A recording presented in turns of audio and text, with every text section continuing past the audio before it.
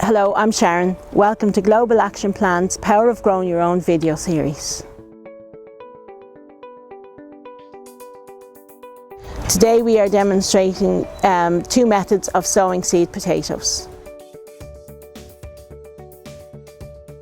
So for this video we're going to sow some seed potatoes. We're a little bit late, but we're still okay. We should get some autumn potatoes from these. I'm just going to try two different methods. So I don't know if you've heard of the no-dig method. So this part here will be no-dig, and this is the traditional trench method. So, and then at the end of the year we can check and see the difference. Well, what I've come to learn is that with the trench, obviously you have to dig, so it's kind of heavy on you. With this one, you don't dig the soil at all. You put your compost on top, you plant your potato into the compost, you cover it with some straw, pin the straw down because straw will blow away, and then when the shoots get very big, you can put some more compost around. The same with when the shoots get big in the traditional way, you'll earth up the soil around the shoots to stop the light getting through, because light is what causes the potato to go green, and that green potatoes are poisonous, so we don't want those. There's a few different, there's earlies, second earlies and main crop, but we'll put that information up on the video separate to this. Another thing we might briefly touch on is potato blight. Because we're going in late, we have a risk of, because July and August will be the times when potato blight will be more kind of at its best. So the potato blight likes, potato blight likes humid, hot conditions. So July and August hopefully will be like that anyway. But when you're growing organically, there's not an awful lot you can do. You can more prevent potato blight than you can cure it. So by picking varieties that are resistant to blight, or by planting earlies and second earlies, because they're kind of harvested before it kicks in.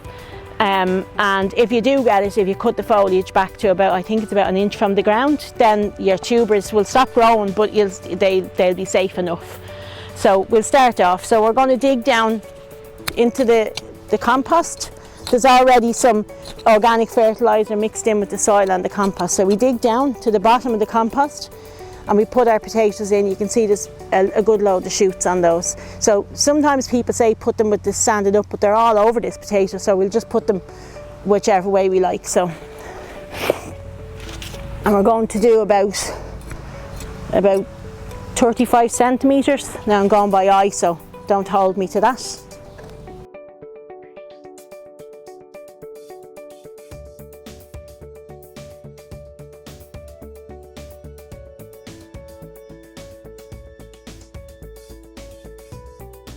So now we'll do the traditional planting.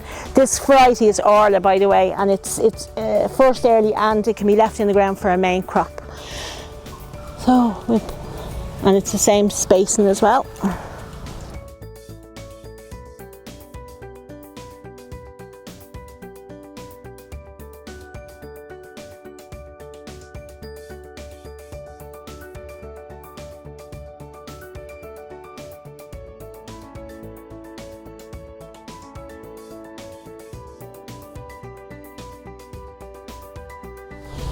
I was lucky enough that this soil wasn't too hard. Also, I don't know if I mentioned, but I mixed a bit of compost into the bottom of the trench.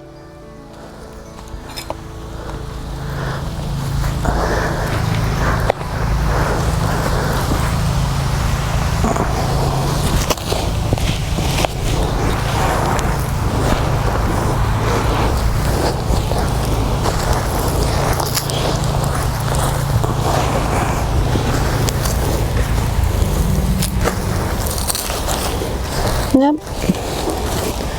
And I'll do the other side shortly, and then you need to water them all in. So now for the no-dig potatoes, we're going to cover the mound with straw, and this will help block out the light, because like I said before, the light is what makes your potatoes go green, and the potatoes grow on the stalk. So one advantage of this is you can actually check how your potatoes are doing without digging them out of the ground. You can lift up the the hay, and you can have a look under the compost without disturbing everything too much, so it's grand.